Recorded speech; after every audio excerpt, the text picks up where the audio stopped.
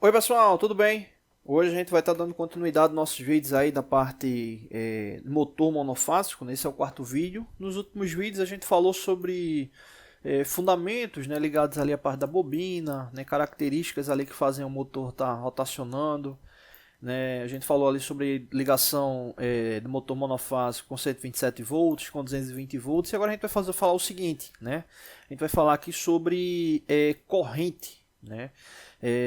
Corrente nominal, né? Quando a gente fala de corrente nominal, a gente está falando da corrente média ali estipulada ali pelo fabricante para que esse motor ele venha a receber, né? Ou seja, a corrente ali que ele vai estar consumindo, né? Na verdade, a corrente que ele vai estar consumindo ali para o seu funcionamento, né? O seu funcionamento normal. A gente sabe que relativo a problemas elétricos, né, essa corrente ela pode ter uma tendência a subir ou até diminuir, né? E por isso que é importante, além da corrente nominal, né, saber também a referência, né, da corrente com base no fator de serviço, né, que seria basicamente a corrente limite, né, para que esse motor ele não viesse a queimar, né? Mas vamos lá primeiro aqui para a nossa análise, né? Aqui tem uma placa, né, que a gente pegou aí na internet de um motor monofásico.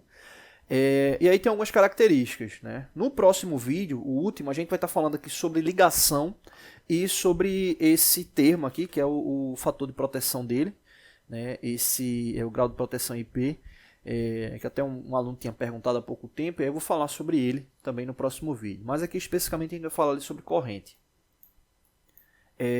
Corrente nominal, né, e a corrente com base ali no fator de serviço, que seria ali a corrente máxima permitida, né, ali para o sistema.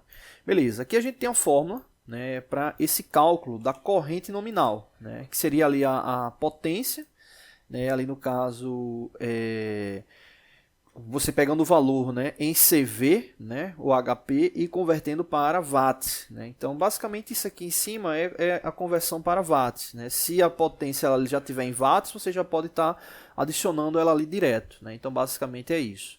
Vamos verificar ali a potência desse motor. Ó, a potência dele está aqui em cima, está lá em cima CV, né, entre parênteses HP, né, cavalo a vapor, horsepower. Está aqui e ele é de meio CV. Né, meio CV, motor monofásico, né, a nível de potência, ele vai estar ali em 3, 4, né, às vezes tem até alguns com potência um pouco maior do que isso, mas é difícil, né, é difícil. Aí você já normalmente já tem uma tendência para uma potência maior para passar para um motor trifásico, né. Inclusive aqui ao lado tem até informação também aqui da potência, ó. Tá aqui, ó.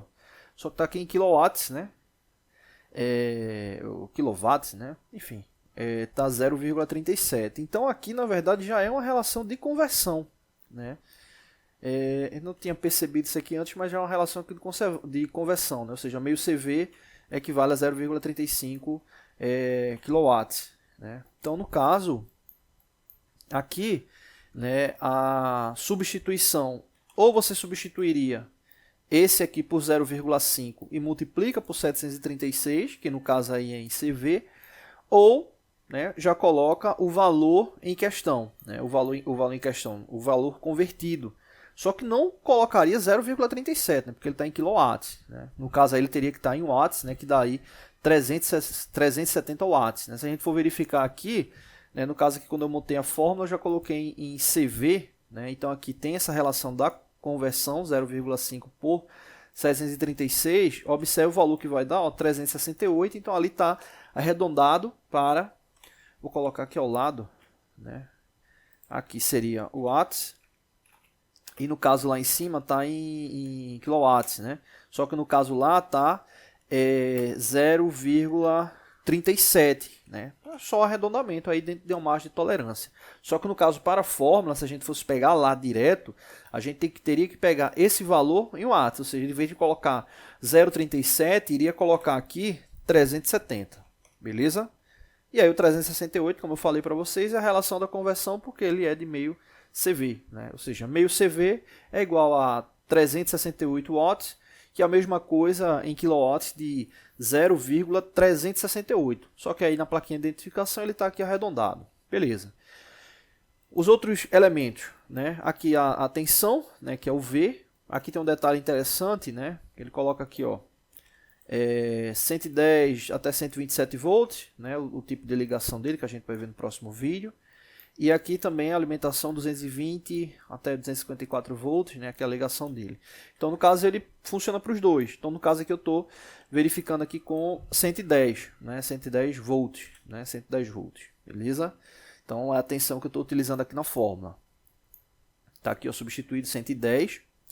O 0,7 é o cosseno φ, né, que é referente ali ao bobinamento dele, e o cosseno φ aqui no caso ele é 0,7, né, então já é substituir ali direto na fórmula. Outro detalhe importante é esse rendimento aqui, que no caso é de 53,1%. O rendimento ele também entra na fórmula ali, né, só que no caso ele não pode entrar aí direto como 53,1%, né, ele tem que entrar em fator utilizado direto na fórmula, que seria 0,53. Então esse rendimento, quando ele for ser aplicado, ele vai ter que aparecer ali, né, relativo à base 100, né? Então nesse caso aí ele vai aparecer como 0,531, né, aí para ação na fórmula. Então tá aqui todos os elementos substituídos, né? Vou até colocar aqui para ver a relação melhor, né? Então potência, né, tá aqui meio CV, né? O 736 é o fator de conversão, né, para watts. 110 a tensão, cosseno de φ, e aqui a eficiência, né, que estava lá 53,1%. Inclusive uma observação, uma eficiência baixa, né? A maioria dos manuais, livros aí indicam que uma boa eficiência ali está ali na casa de 80%, 85%, né, acima desse valor. Isso tem uma implicação grande, né? Entra aí questão de consumo, características, né, ali de consumo e de funcionamento. Beleza, então vamos lá para a sequência. Aqui no caso, multiplicando 0,5 por 736, vai chegar a 368, né, como a gente já tinha falado também. E aqui embaixo, né, no denominador, vai ficar 40,887. Né? Dividindo um pelo outro, a gente vai chegar aqui a corrente nominal de 9 amperes. Né, 9 amperes. Né? Então, nesse caso aqui, essa é a corrente nominal de alimentação para esse motor. Né? A corrente ali de chegada ali para ele que ele necessita. Né? Isso aqui tem um detalhe muito importante. Né? Porque essa corrente nominal ela te dá base para consumo e, obviamente, ali para a bitola de ligação, né? A bitola ali de cabeamento. Né? Beleza. Só que tem um outro detalhe que é esse aqui, ó. Fator de serviço. Né? No caso aqui o fator de serviço é 1,25. Esse fator de serviço ele vai te dar base aí para poder calcular ali a corrente máxima que o motor suporta. Né? Ou seja, se a gente for ver uma análise metrológica, né? Nesse caso aqui a gente tem a corrente nominal e teria a corrente máxima. Né? Teria a corrente máxima. Só que acontece algumas vezes que esses equipamentos, né, eles não têm uma tolerância. Né? Às vezes esse fator de serviço aqui é 1, né, 1,0, ou seja, significa que a corrente nominal é a limite para ele ali de funcionamento. Né? Então a nominal ali já é o limite para ele, acima desse valor, né, o equipamento ele corre risco aí de ter problemas. Beleza, né? E aí vem a questão, como calcular, né, essa corrente limite? É só pegar a corrente nominal e multiplicar pelo fator de serviço. Né? Ou seja, 9 vezes 1,25. Né? Seria fazer essa multiplicação. 9, né, multiplicado por 1,25. Né? Ou seja, essa corrente ela consegue ter aí uma tolerância de até 25%. Né? Até 25% maior do que a corrente nominal. Né? Ou seja, nesse caso aí dá 11,25. Isso aí é muito comum. Né? Então vou colocar aqui ao lado. Vou colocar aqui, ó, o 9 ampere, né, seria aí a corrente nominal, né, e o 11,25 seria, tá aqui a FS, né, a corrente ali com o fator de serviço, né, que seria a corrente limite. E aí vem um detalhe interessante. Normalmente esses motores com menor rendimento, né, eles têm uma tolerância maior ali para a corrente, né? Então, assim, redes elétricas que têm grande oscilação, motores com menor rendimento acabam sendo melhor, né, para suportar a corrente elétrica, né? Obviamente é um equilíbrio, né? Você vai ter um benefício por um lado, né, e um problema do outro, porque normalmente ele vai te dar um consumo maior, né? ali elétrico, né? Inclusive, essa parte aqui é um detalhe importante também, né? Em que ponto? Quando você faz essa ação de análise de corrente, né? De corrente elétrica, beleza? Tem um detalhe interessante que é o seguinte, observa, né? Se você observar até aqui na placa, ele dá uma referência, né? Ali de valores ali de corrente, né? Como se fosse a tolerância ali de corrente, né? Então já faz essa menção aí a corrente nominal e o limite ali, basicamente ali que ela suporta, né? Ou uma relação ali com 127 volts, né? Mas aqui está mais para uma tolerância mesmo. O que é que eu quero dizer é o seguinte, se você faz a ligação elétrica de um motor numa rede que a tensão é menor, né, 110/127 volts, né, você tem uma tendência de consumo maior, né? Se você fizer exemplo, aqui dá para perceber, né, até pelo valor aqui da corrente, né? Aqui no caso 4,5 ampere para essa de 220 volts, né? Se você faz uma análise dessa aqui, né, colocando 220 volts, né, você vai ver que a corrente nominal ela vai ser menor, como é o caso ali. Ela está basicamente ali o dobro, né, o dobro, né? Então aqui é um detalhe bem interessante, ou seja, se o motor ele é ligado em um sistema que tem uma tensão maior, ele acaba tendo um consumo menor. Beleza? Então é isso, né, referente aí ao cálculo. Só para finalizar, essa questão também da corrente com o fator de serviço é um detalhe importante. Por quê? Se a gente for ali para o sistema elétrico, né, a ligação do motor, aqui está a parte de funcionamento dele, mas existe também a parte de proteção. O que é que pode estar protegendo ali um motor? Entra a questão ali do disjuntor, né? O disjuntor ali com limite de corrente, né? Ou seja, se tem um pico de corrente, o disjuntor desarma, né? Relé térmico, inversor de frequência, né? E esses elementos, eles são parametrizados ou selecionados com base nessa corrente nominal e com base nessa corrente essa corrente limite, né? Então, exemplo, se você pega um ventilador, né, por exemplo, o que acontece? Se com o passar do tempo ele vai aquecendo, né, por exemplo, poeira, sujeira, coisa do tipo, faz com que se tenha ali um consumo maior, né, de corrente, né? Ele vai estar esquentando ali, então o relé térmico ele vai estar pegando ali esse aumento, né, da corrente aí com base nesse aumento ali da corrente, que provavelmente é oriundo ali da sujeira, acumulação de sujeira, coisa do tipo. Então ele acaba queimando, né? Porque está indicando, opa, tem alguma coisa aí de problema aí, vamos proteger o sistema.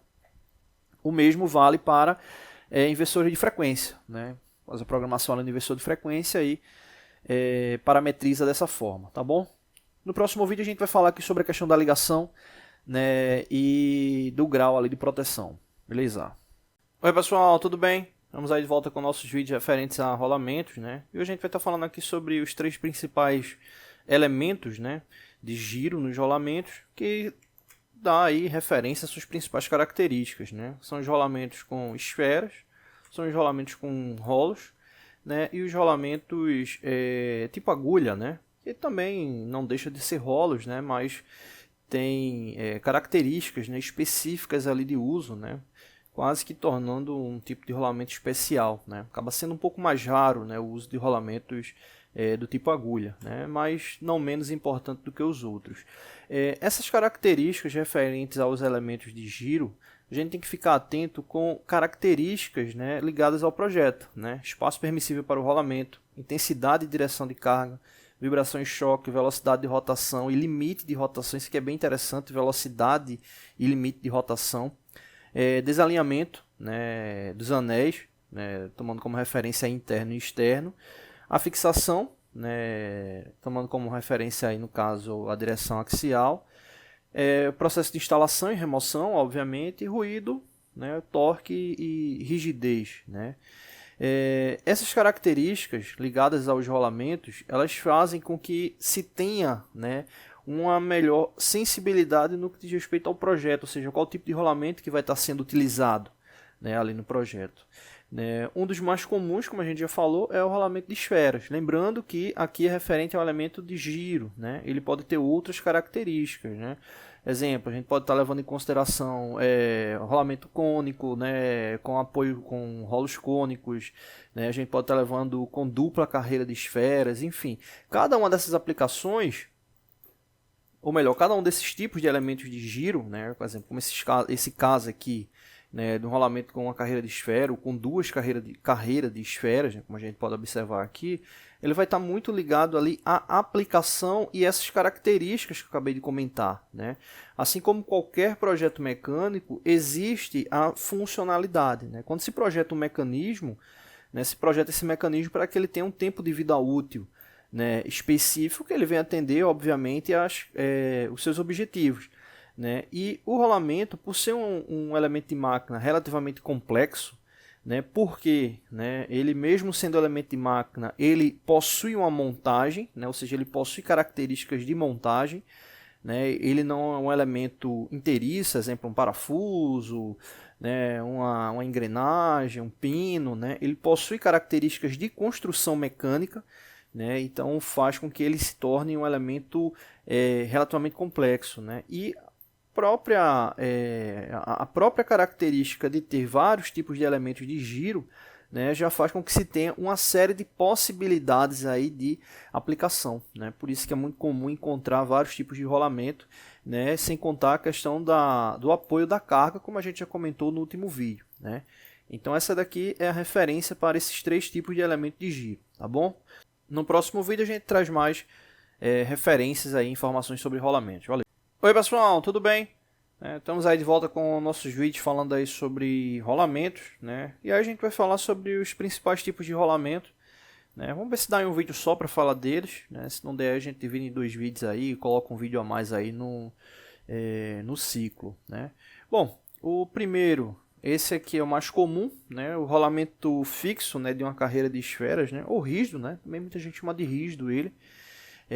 Esse é o rolamento mais comum, né? E aqui no exemplo, aqui na imagem, que tem um detalhe interessante que é o seguinte, né? Aqui, pode parecer uma imagem simples, né? Mas ela traz algumas informações interessantes, né? Características no que diz respeito o tipo de apoio que ele suporta, né? No caso, ele tem como principal elemento o apoio radial, mas ele também suporta pequenas cargas axiais, né? Então essas setas indicam isso. E tem um detalhe interessante que é o seguinte, né? Observa que as setas aqui tem tanto para a esquerda como para a direita, né? Ou seja, indicando que ele suporta, né, carga ali axial nos dois sentidos, né? Pequenas cargas. Quando a gente fala pequenas cargas, né, é importante entender que existe, né, um valor limite para isso, né? Isso aí é referente à característica de carga que ele suporta, né? Existem cálculos para isso, né? Uma série de fatores, né, que se deve levar em consideração, né? E volto até a repetir, quem quiser dar uma olhada em nossos vídeos aí mostrando aí cálculos de cargas de rolamento, né? Tá aí no descritivo, né, desse vídeo. A gente deixou aí separado os nossos vídeos que a gente já falou sobre rolamentos, tá bom? Então esse rolamento tem essa característica, ele é muito comum, né? Suporta normalmente altas rotações. E essa questão, né, da montagem, né, aqui dá para verificar, né, apoio referente ao eixo, né, apoio referente aí ao mancal, né, para a parte externa.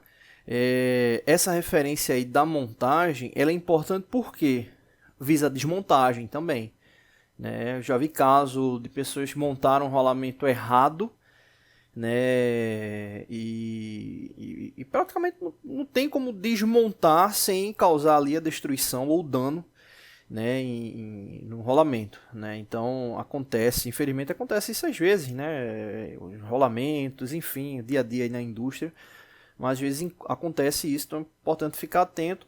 E nesse caso aqui traz aqui referências aqui no que diz respeito a uma montagem, né? Vamos até pensar em elaborar aí um diagrama mostrando algumas informações referentes aí à montagem e desmontagem de rolamentos. Vamos colocar aí na programação dos nossos vídeos, tá bom? Esse outro aqui, você pode até achar ele parecido, né?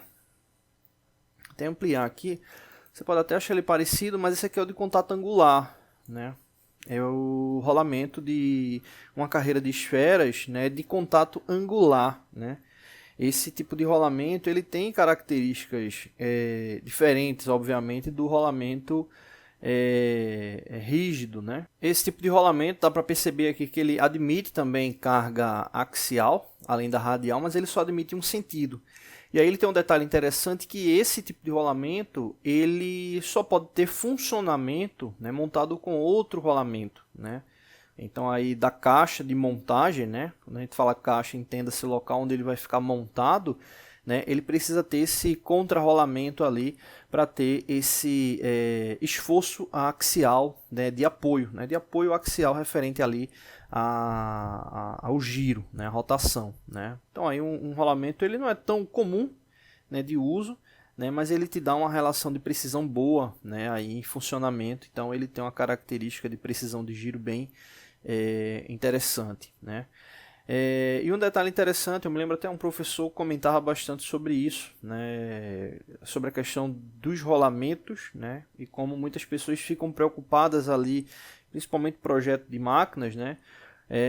Sobre o tipo de rolamento que vai ter que colocar ali no projeto, né? Porque a gente sabe que rolamento, né, você tem rolamentos relativamente baratos, né, e tem rolamentos com valores bem elevados, né, inclusive rolamentos, já participei de vários seminários falando sobre a questão da falsificação, né, de rolamentos, né, enfim, né, são coisas que acontecem, a gente deve ficar atento, né, sobre a procedência aí da compra desses elementos, né. Bom, então quando você está projetando a máquina, né, não tem para onde correr, né? Projetar ela da melhor forma possível e, obviamente, né, as caixas, né, os espaços ali que vão ter esse apoio aí de giro, né, indicar o rolamento que atenda ali características de carga, temperatura, rotação, vibração, né, é importantíssimo. Falando sobre esse tema, né, até voltando aqui sobre o rolamento rígido de uma carreira de esferas, um dos grandes pontos aí que causa problemas nesses rolamentos, né, é a questão de montagem com desalinhamento, né, faz com que ele acaba diminuindo o tempo de vida útil dele, assim como os outros rolamentos em geral, né, só que alguns admitem, né, uma relação de desalinhamento um pouco maior. Esse outro rolamento, né, vou puxar aqui um pouco mais, esse outro rolamento aqui, ele é o autocompensador, né, com duas carreiras de esfera, né, ele tem aí uma pista relativamente aqui com raio, né, que faz com que ele suporte pequenos desalinhamentos, né. Então esses rolamentos que têm maior quantidade de elementos ali de giro, né, eles acabam tendo aí uma capacidade de carga maior, né, mas normalmente acabam tendo, né, diminuição no que diz respeito ali à rotação, né. E é um fator importante essa questão da rotação, né, no que diz respeito à seleção dos rolamentos, né. São vários fatores, como a gente já comentou, né, rotação, temperatura, alinhamento, característica no que diz respeito à vibração, característica no que diz respeito a material ali de fabricação do rolamento, tudo isso para que ele venha a ser utilizado da melhor forma possível, né. Então, não se engane em pensar ali que utilizar rolamentos, né, é algo simples, né. Existem vários tipos de rolamento e é um dos elementos mecânicos mais complexos que se tem, né, por causa da característica, né, da própria montagem e funcionamento do mesmo. Esse quarto rolamento aqui, né, é o rolamento de rolo cilíndrico, né. Esse aqui ele já tem um alto suporte, né, no que diz respeito a carga radial, né, então ele é utilizado para cargas elevadas, né. A própria área de contato dos rolos, né, já indica que ele não é utilizado aí para altas rotações, né. E nesse caso ele é só utilizado realmente aí para carga radial, né? O objetivo dele, carga radial, né? Até dá para observar aqui que existe, né, uma separação ali referente ali à montagem dele para indicar que ele realmente tenha como uso apenas a carga radial. Se a gente for observar os outros três que a gente comentou até agora, né, ele possui ali encosto, né? Eles ficam encostando, né, com contato angular, né, ele fica ali também com essa ação em contato com outro rolamento, né, a gente pode observar, e o de dupla carreira de esfera, né, ele também tem essa capacidade aí de ter montagem, suportar carga axial, né. Nesse caso aqui, o de rolo cilíndrico, ele não suporta carga axial, só carga radial, né. Dá para observar aí pela seta dele de indicação. Uma característica interessante desse rolamento, né, é porque eles são separáveis, né, os elementos de montagem, né, a parte interna, a parte externa, os rolos, né? Inclusive a gente postou no nosso Instagram, né, um vídeo bem interessante, né, mostrando a montagem, né, desse rolamento, né, com o dispositivo. E aí fica a dica aí para quem não segue a gente lá no Instagram, né, a gente sempre está postando lá conteúdo novo, exclusivo lá no nosso Instagram, o link está aí na descrição, tá bom? Então esse aqui é um rolamento muito utilizado aí para cargas elevadas, tá bom? Bom, para não ficar tão longo, a gente vai dar uma parada, né, nesse vídeo aí, depois a gente volta para falar dos outros rolamentos. Valeu!